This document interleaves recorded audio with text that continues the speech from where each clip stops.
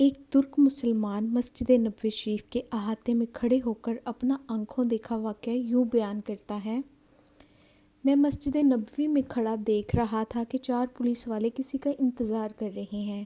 پھر ایک شخص نمودار ہوا تو پولیس والوں نے بھاگ کر اسے قابو کر لیا اور اس کے ہاتھ جکڑ لیے۔ نوجوان نے کہا، مجھے دعا اور توسل کی اجازت دے دو، میری بات سن لو، میں کوئی بھکاری نہیں ہوں، نہ ہی کوئی چور ہوں۔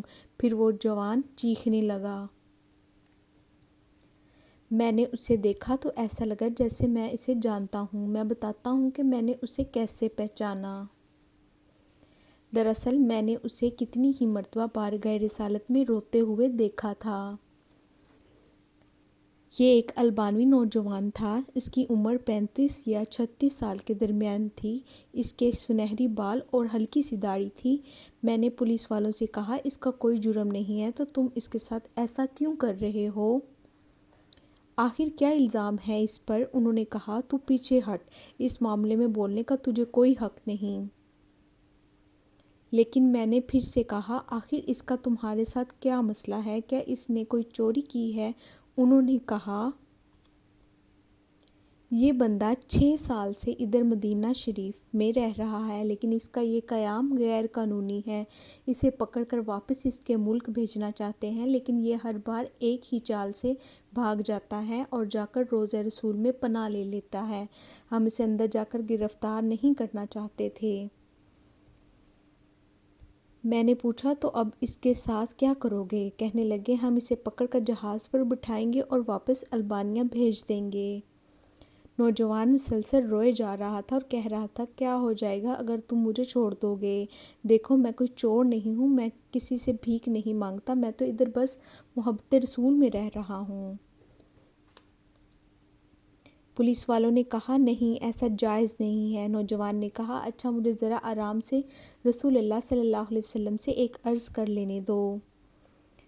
اور جو کچھ عربی میں کہا میں نے سمجھ لیا۔ وہ نوجوان کہہ رہا تھا، یا رسول اللہ، کیا ہمارے درمیان اتفاق نہیں ہوا تھا؟ کیا میں نے اپنے ماں باپ کو نہیں چھوڑا؟ کیا اپنی دکان بند کر کے اپنا گھر بار نہیں چھوڑا؟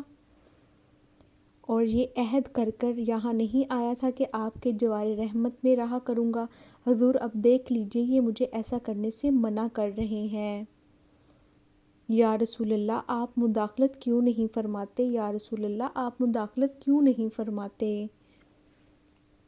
اتنے میں نوجوان بے حال ہونے لگا تو پولیس والوں نے ذرا ڈھیل دی اور نوجوان نیچے گر گیا۔ ایک پولیس والے نے اسے ٹھوکر مارتے ہوئے کہا، او دھوکے باز، اٹھ! لیکن نوجوان نے کوئی رد عمل ظاہر نہ کیا۔ میں نے پولیس والوں سے کہا، یہ نہیں بھاگے گا، تم حمامات سے پانی لاؤ، اس کے چہرے پر ڈالو۔ لیکن نوجوان کوئی حرکت نہیں کر رہا تھا۔ ایک پولیس والے نے کہا، اسے دیکھو تو صحیح، کہیں یہ سچ مچ مر ہی نہ گیا ہو۔ دوسرا پولیس والا کہنے لگا، اسے ہم نے کون سی ایسی ضرب لگائی ہے جس سے یہ مر جائے گا؟ پھر انہوں نے ایمبولینس کو بلایا۔ ایک ایمبولینس لے آئے۔ انہوں نے نوجوان کی شہرگ پر ہاتھ رکھ کر حرکت نوٹ کی اور نبض چیک کی تو کہنے لگے، اسے تو مرے ہوئے 15 منٹ گزر چکے ہیں۔ اب پولیس والے جیسے مجرم ہوں نیچے بیٹھ گئے اور رونے لگے۔ وہ منظر بھی دیکھنے والا تھا۔ ان میں سے ایک تو اپنے دونوں زانوؤں پر ہاتھ مارتے ہوئے کہتا تھا، ہائے، ہمارے ہاتھ کیوں نہ ٹوٹ گئے، کاش ہمیں معلوم ہوتا کہ اسے رسول اللہ صلی اللہ علیہ وسلم سے اتنی شدید محبت ہے۔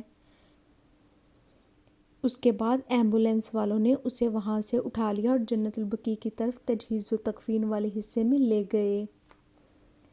غسل کے وقت میں بھی وہیں موجود تھا۔ میں انہیں کہتا تھا، مجھے بھی ہاتھ لگانے دو، مجھے بھی اس کی چارپائی کو اٹھانے دو۔ جب جنازہ تیار ہو کر نماز کے لیے جانے لگا تو پولیس والوں نے مجھے کہا، ہم نے جتنا گناہ اٹھایا ہے بس اتنا کافی ہے، اسے ہمارے سوا اور کوئی نہیں اٹھائے گا، شاید اسی طرح ہمیں آخرت میں کچھ رعایت مل جائے۔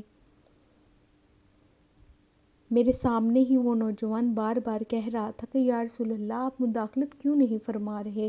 دیکھا، رسول اللہ صلی اللہ علیہ وسلم نے مداخلت فرما دی اور ملک الموت نے اپنا فریضہ ادا کر کے اسے آپ تک ہمیشہ کے لیے پہنچا دیا۔ اللہ ہمیں اپنے حبیب صلی اللہ علیہ وسلم کی ویسی ہی محبت عطا فرمائے جیسی اس البانی نوجوان کو عطا فرمائی تھی۔ آمین۔ اگر آپ کو یہ ویڈیو پسند آئی تو کمنٹ میں آمین لکھیں۔ اگر آپ نے ابھی تک ہمارے چینل کو سبسکرائب نہیں کیا تو ہماری حوصلہ افزائی کے لیے چینل کو سبسکرائب کر لیں۔ جزاک اللہ۔